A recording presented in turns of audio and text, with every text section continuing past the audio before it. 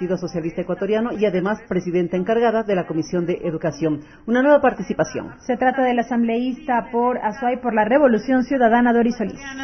Como es la disminución de derechos, la disminución de igualdad de oportunidades en la educación básica. Y quisiera empezar planteando algunos aportes a esta resolución con una reflexión que quisiera plantearles a los colegas asambleístas. En el mes que estamos terminando, INEC presentó algunos datos importantes y alarmantes, sobre todo relativos al incremento de la pobreza en el país. La pobreza se incrementó de marzo del 2018 a marzo del 2019, de 21.9 en que se encontraba a 25.4%. Es decir, 600.000 personas, 600.000 ecuatorianos que habían salido de la pobreza cayeron nuevamente en la pobreza.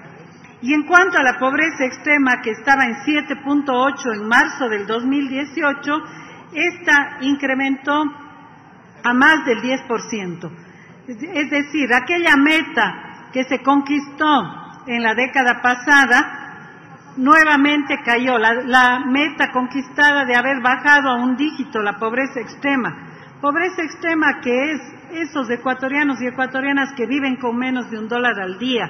Eso es pobreza extrema, colegas asambleístas, y de eso estamos hablando. Con estas cifras preocupantes, es evidente que tenemos que reforzar los mecanismos efectivos de combate a la pobreza.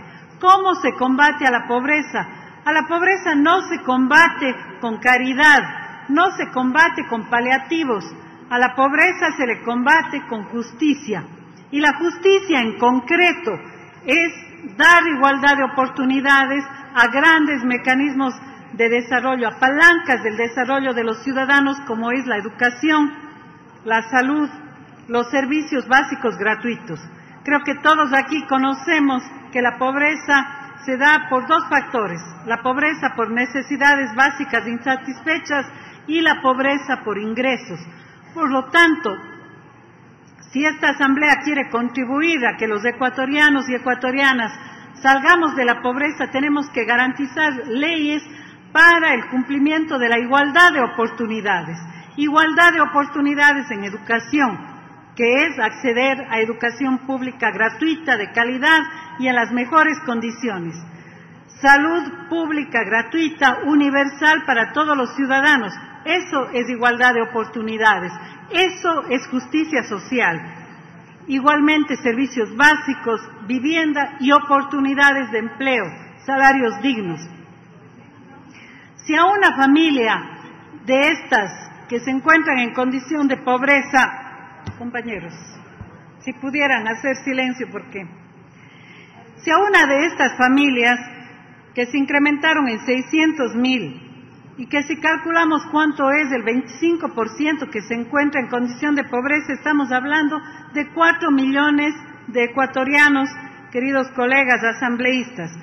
A una de estas familias le empieza a costar el uniforme, le cuestan los textos escolares y carece de la educación escolar y tiene un promedio de 3 a 4 hijos, como es la característica de un hogar de clase media o de sectores populares en el Ecuador. Simplemente la decisión que tomará es no enviar a sus niños a la escuela porque no puede sostener esos gastos. Y caerán nuevamente en la pobreza, en la privación de un derecho básico como es la educación. Entonces creo que es fundamental que el gobierno y el ministro de Educación expliquen a esta asamblea por qué razón, violando el principio constitucional que nos ordena la universalización de los derechos sociales, pasa a la focalización. Esa es la medida neoliberal que están tomando. Quitar la universalización que se había alcanzado en derechos como la alimentación escolar, los uniformes y los textos escolares para focalizar. Como bien ha planteado mi colega Franklin Samaniego, habría que saber cómo en una escuela pública van a dar alimentación a unos niños y a no dar alimentación a otros niños. Van a dar uniformes a unos y no van a dar uniformes a otros. Es absolutamente absurda, arbitraria y un retroceso de derechos lo que en este momento el Gobierno y el Ministerio de Educación están planteando, y lo hacen ambiguamente, lo hacen poco transparentemente y sin explicar los mecanismos de implementación. Yo quiero reiterarles, colegas asambleístas, que el discurso de la justicia social, el discurso de la equidad, el discurso de los derechos a una educación pública universal, de calidad, gratuita, con los elementos que permiten romper las barreras de la pobreza, como son la educación, la alimentación, los textos y los uniformes, no es un discurso correísta o la década que sí lo implementó, sino es el texto de nuestra Constitución.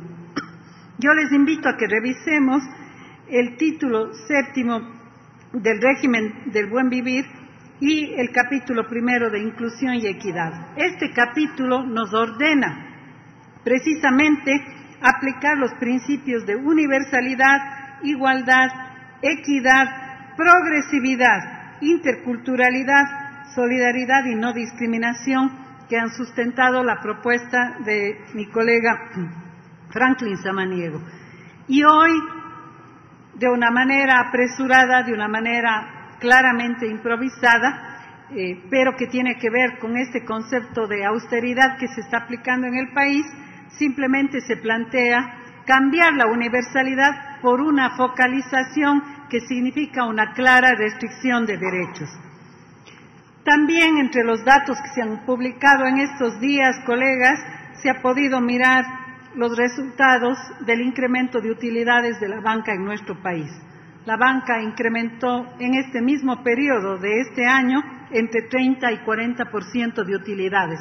Y sin embargo, lamentablemente aquí en la propia Asamblea aprobamos una austeridad para reducir los derechos de los pobres y para crear privilegios tributarios para los grandes grupos económicos. Esto es lo que está en discusión en este momento.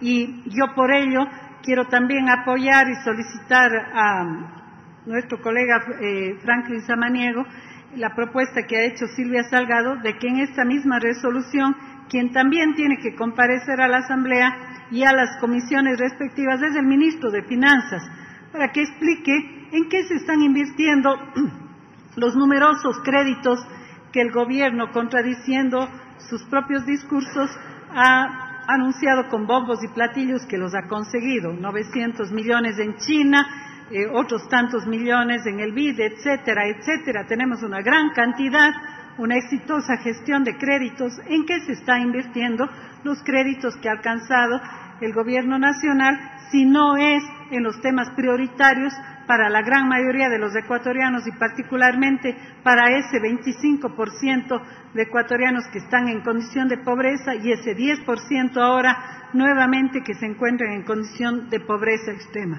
Quisiera pedir entonces, compañero Franklin Samaniego, que podamos sumar la comparecencia del ministro de Finanzas y el planteamiento de que se explique cómo se transita de la universalidad a la focalización de derechos fundamentales sin que signifique un retroceso para los ciudadanos y sobre todo para nuestros niños y jóvenes. Gracias, presidenta.